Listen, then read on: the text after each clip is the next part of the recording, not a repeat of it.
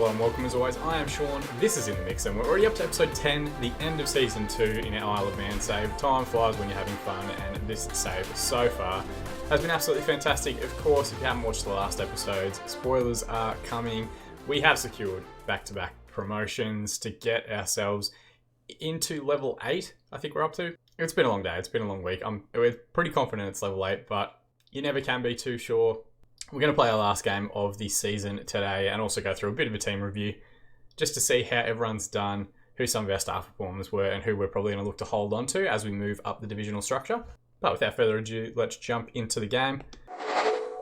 Alright, and as you can see, 37 games played, we've had 30 wins, 4 draws and 3 defeats, so not smashing it as much as we did last year, but I guess with the step up in opposition, that's to be expected. 94 points plus 89 goal difference. We have crushed most teams in the division, and hopefully a good performance to finish the year today against 7th place Newark Flowserve. Since the last episode where we played New Haven and Peacehaven, we did play Lingfield as well. Beat them 3-0, very comfortable performance. Rob Harker with the double, Cameron Archer getting the other goal. We smashed them early and they didn't really challenge at any point throughout the match. So a very good performance, and anything can happen when you reload the game again, but hopefully this good run of form can continue and can finish the season on a high note.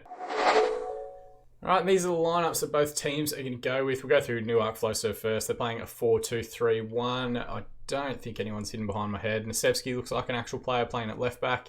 Nuneaton Borough, Brackley, so he has played at a higher division, 29-year-old defender. They've got Jeffs, who looks like a real player in centre back. Barnsley Jr., who's played a bit at this level. Wade Joyce, another Barnsley player in the centre of the park. James Berry, 20-year-old James Berry, who's a player we actually looked at. Wigan Jr. that we did try and bring in. It looks like he's performed alright for them. Still in the 20, we might keep an eye on him. And Terry Mupariwa as a central midfielder. They're playing him out on the left wing. Burnley Jr. 21 goals in 69 appearances for them. So obviously they've got some ability here. We're, of course, going with our 4-4-2 shape. Andrew in goal, Bainbridge and Thompson as the centre-backs, Askew and Essien as the full-backs, Fenlon and Harrison as the two wingers, Broadbent and Haygarth in the middle, and Archer and Harker up top. For quite a few of these players, this will probably be the last time that you see them. There's some players that we're going to look to try and upgrade upon it during the off-season. Assertively, we're going to say recent form standings have Newark Flowserve in 12th place while we're first. Let's show them why. And all we really want is to get 3 points, finish as high as humanly possible in the division, and carry on some good momentum into the next season. Thrown here for Newark, down the line towards Berry. Good tackle from Broadbent, who then plays it in the middle to Harker. Lovely first time pass out to Archer. Harrison now skips past one challenge on the right hand side, gets the strike away, and it's a good save from Hancock to push it around the far post. Resulting corner to be taken by Askew. Deep one towards Archer. Percival heads it away, and the highlight comes to an end. Thrown on the left here, starts with Askew. Broadbent will reset through Bainbridge. Moves forward. Played out right now towards Harrison, who again skips past his man in the wide area, gets the strike away. Maybe could have looked to square that one up. That might be something that we're going to try and test out a little bit. I'm getting very frustrated, as a lot of people are, with these wingers shooting from wide positions. Good ball in towards Bainbridge, back post from the free kick, but I think he's been ruled offside, or a goal kick was given. Highlight continues. Hancock takes the goal kick. Switch out left to Nasevich, who steps inside. Long ball forward. Bainbridge wins the header well. Broadbent controls it magnificently in midfield. Fenlon to Bainbridge. The pass is cut out though. Akabayejo up front gets a strike away, but Andrew's angles were good, and we push it out for the first corner for Newark. First highlight we've seen from them. They're going to do anything from this corner. Nisevich to take. Essien knocks it down, and Broadbent tidies up as he so often does. Ball forward to Harker. We're 2v2 here if you can beat this man. Into the wide area. It's a good tackle from Towers and puts it out for a throw. Again, the highlight continues. Essien, short one to Haygarth. Back to Essien again. Needs to pick the right ball. Looks back stick towards Fenlon, who reaches it at far post and gets his 9th goal of the season and opens the scoring for the day. We'll check this one out in 3 dimensions. Just a well-worked short corner routine. That's all we're set to do. Short corners to get it back to the throwing taker. And he just puts a good ball across towards back stick. Fenlon gets in front of his man, heads it back across the goalkeeper. Not a lot anyone could do about that one. And we go a goal to the good. As I was saying, getting very frustrated with the wide men shooting quite a bit. So I think we might try and do maybe next season just to see how it works. Still leaving them on attack, but telling them to shoot less often and specific player instructions and seeing if it changes anything. Hancock with a deep free kick. Now to Berry in midfield. Long one over the top for Akabayo. I think he was offside, but they've let play resume and we've got the goal kick anyway. He didn't find the finish. Thrown on the right, similar to where the goal came from. Haygarth with a deep ball in towards Archer. Pinballed away. Berry will scramble clear now. SCN should recover in midfield. Haygarth, reverse pass towards Archer. Can he get there first? It's a good save from Hancock, who brought himself out quickly. Made himself big. Oh no, eventually given offside anyway. Nisevic, ball in from the throw-in. Deep cross towards back stick to Mason, and Andrew with an excellent save. They've definitely had some highlights here. We haven't had it entirely our own way. Thrown on the left, Askew to take the short corner. Short throw-in.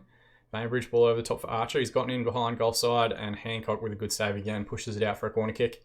Askew will take the resulting corner. Short to Fenlon, who tries to cross. It hits the nearest man. We'll get another corner. We'll have another crack at it here. Short man hasn't come out this time. Askew to Fenlon. Back to Askew. Back to Broadbent at the diagonal. And they've given away the offside. So frustrating to see how often that happens. Half time though, 1-0 up. 14 shots, 8 on target, 48% of the ball. They've had 7, 2 and 52%. And we're just going to tell everybody, don't get complacent. We don't use that one too often. But they've obviously got a bit of a danger on the counter-attack. We can't switch off. We have to remain focused. Hancock with the ball now. Long ball forward towards Akabayo. Mupariwa. Joyce, crossfield switch out towards Mason. It's a good ball. 1v1 versus Askew. Askew's recovered the ball very well. Look for a long ball forward of his own. Towers will recover. Jeffs looks for a ball forward. Bainbridge with a free header. Broadbent to the goal scorer Fenlon. Looks to play Archer in behind, but the pass is poor.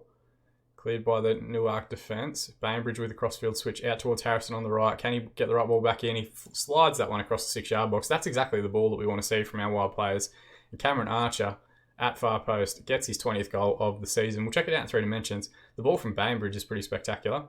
Brings it down and then just looks for that long diagonal into the far post. Harrison reads the ball very well and then slides it back across 6 yards. That's what you want to see from wide players. You don't want to see him try and strike from that sort of side. If this was the beta, he definitely would have shot into the side netting from that location. We're through now. Fenlon's picked up a knock, which is frustrating. I don't think we have anyone that's really suited to playing on the right on the bench. So maybe we'll put Harold Essie in there, the right back, and bring on Shepherd for, I think, his debut for the club in the last game of the season. Harker struggled a bit, so we might as well bring on Charlie Ball, see if he can add to his goal tally this season. And let's just passionately tell everybody, I have faith in you. We'll hold on to the last sub just for the last 10 minutes or so. And given there's an hour gone, we'll use a get creative shout.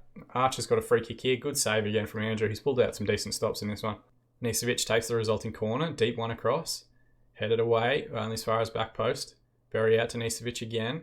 Squares it up to Akabayo. It pinballs around and then Thompson scrambles the ball away. Deep throw in here for Newark. Mupariwa back to Nisevic, who's been involved quite a bit. Nisevic again. Looks for the crossfield switch. Bainbridge should cut it out. Plays it into Archer inside the box. He had more time than I think he realised. Could have brought that one down and found the finish. Instead, the first time volley is well wide of the goal. Into injury time now. 4 minutes to be added on. Ball in from the throw in here. Long one forward towards the corner. SN should recover the ball in the wide position. Can he square it up?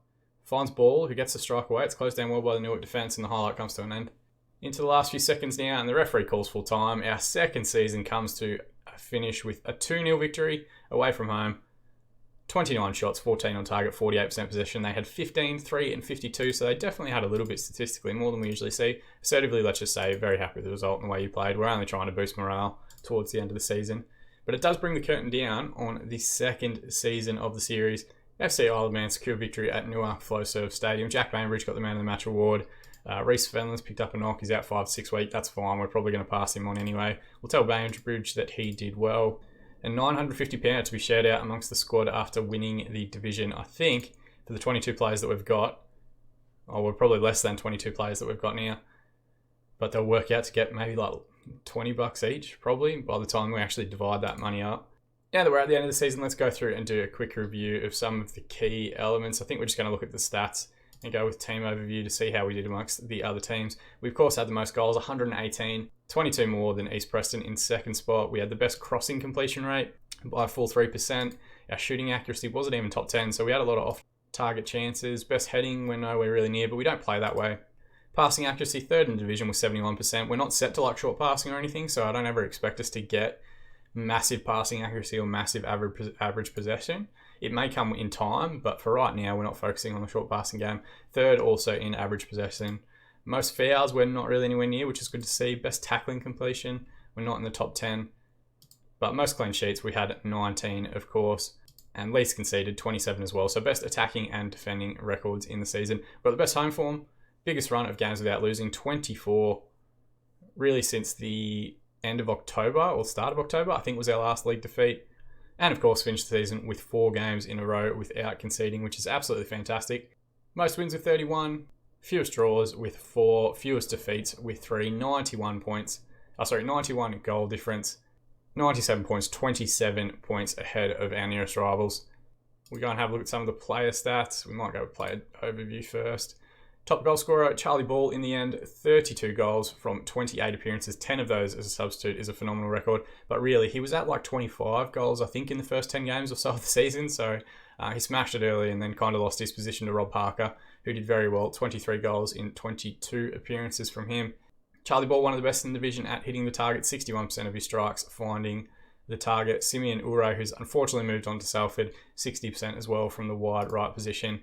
Key passes, George Broadbent, despite we only picking him up, I think, in November, had 77 key passes. If he had played a whole season, I'm sure he would have been at the top of the division. Max Haygarth involved there as well, Simeon Ure also.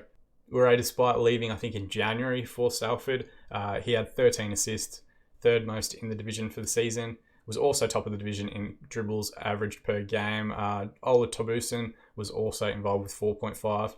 Simeon Ure up there amongst distance run. He is available as a free transfer at the start of your own saves. Go and check him out because he's been an absolute beast for it. Tackles match, Matty Jacob, the left back, 3.31 was the highest rated player that we had. Key tackles, nobody in the top 10. Clean sheets, Charlie Andrew had 14 from 21 appearances. He didn't play the whole season, so I think that's why Sam Richards from Crowborough is ahead of him at the moment. And least conceded, only 8 goals during those games. A phenomenal return for him. If we go into the detailed look, appearances, there's a whole bunch of people on 38. Of the games won, Ola had the most with 25, being there from the start of the season. Haygarth with 23 once he joined. Wilson with 22 once he joined. Ball with 22 once he joined. Yellow cards, only Harold Essien in the top 20 or so with 10 yellow cards for the season. Only the 1 red card to Milo Hall, to Milo Hall and Ryan Barrett, and they were both early on in the year. Player of the Match awards, Charlie Ball with the most in the division with 9. He shares that with Charlie Smith from Eastbourne United and Nick Sullivan from Littlehampton. Average rating, always an interesting one. Ure gets the highest average rating with a 7.96 despite only making 26 appearances. Charlie Ball up there as well with 7.84. Rob Parker, 7.84. Cameron Archer, 7.82. So quite a few players up there. Harold Essien, interestingly, 7.61 from right back. He's one that we'll kind of have to weigh up if we want to keep him for next season. I think he's kind of at the limit of his potential at the moment, but still a very, very good player and has obviously had a good season. Ola Tobuson is in the top 10, as is Reece Fenlon, Max Haygarth 11th. And we've got Broadbent, Baker, a few other players in and around those top average rated players for the division. Minutes per goal, Charlie Ball, best in the division, 58.28 minutes. Rob Parker, 2nd, and Cameron Archer, 4th. Most shots, Rob Parker, 156 is the highest player we've got. 3 shots off the pace. Shots on target, of course, I think we already went through that one. Penalties, Charlie Ball scored 4 out of 5, which is good to see. Baker scored 2 out of 2. Harker scored 2 out of 2. Defensive records, fair few players in the team conceded, being the fewest.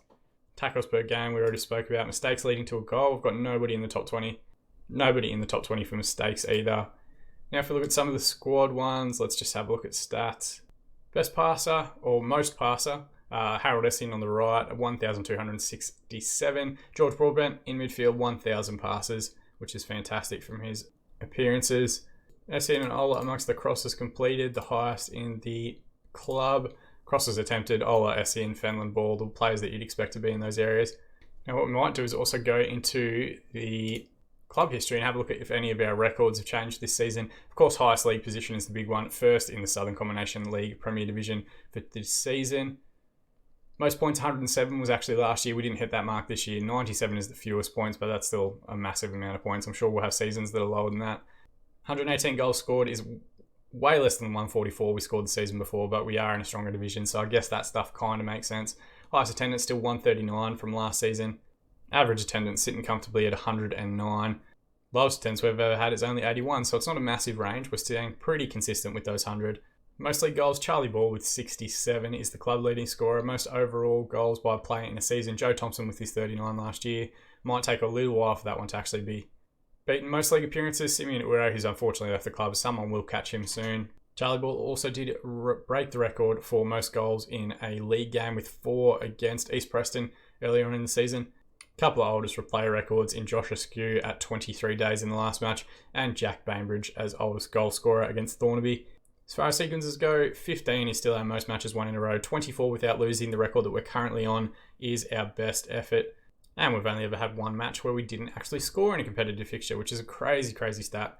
Whole bunch of stuff that we're going to keep building towards. If there are any things that you specifically want to look at, chuck it in the comment section below. Let me know what stuff you want me to look up, what you want me to see. If we look at the English Premier League, they've still got 6 games to play, but last year was won by Man City. Liverpool on track at the moment to win, but Arsenal might go above them with that game in hand. Chelsea, also with 2 games in hand, could potentially go top. So it's very, very tight in the race for the title between that top 4 of Liverpool, Arsenal, Chelsea and Man City. Everton won last year's FA Cup. The semi-finalists are Norwich, Crystal Palace, Arsenal and Chelsea, so it'll be a different winner this year.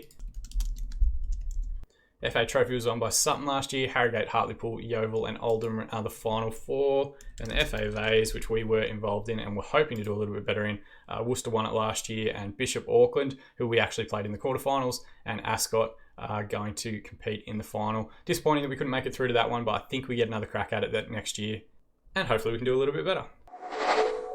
Alright guys, so season 2 comes to an end. We are, of course, in the next episode going to go through basically all of our preseason. You guys won't have to watch that portion. We'll try and bring a whole bunch of different players in. We'll schedule all our friendlies. We'll go through those matches, play them, and hopefully on next Monday, bring you the first games in the new season. Now, I think what should have happened is that we should have gone into originally the Hallmark Security League Northwest Premier, and then I think we should have gone up into the Betvictor Northern Premier Division. Because we got thrown down into the Southern Combination League this season, I don't know if that means we're going to go back up into Northern Divisions next year. We'll see what happens. We'll just see how it plays out. We're going to go to level 8 regardless, and to be honest, I'm not that stressed about which division we're actually in. It's only really once we get up towards like the Vanarama North that I'll start caring again. So if you've enjoyed the series and you want to celebrate our second back-to-back promotion and league title, throw a like on this video. You can subscribe to the channel to be kept up to date on all our videos as they continue to be released. If you jump over to that, and I've done it the wrong way, jump over to that side, you can see at @InTheMixer_FM on Twitter to be kept up to date on all our interactions within the FM community. And of course, if you want to reach out, that's always the best place to do it. And keep an eye out for our Sunday night streams on Twitch, twitch.tv/InTheMixer_FM. We might take a little bit of a break for Christmas, but otherwise, if we can do it, we of course will do it, continuing our Employee of the Month save. More than anything though, guys, thank you so much for watching. Thanks to everyone who's continuing to subscribe and support the channel and the episodes when they come out. I appreciate that tremendous amount. As always, I've been Sean, and I'll see you all again in the Mixer.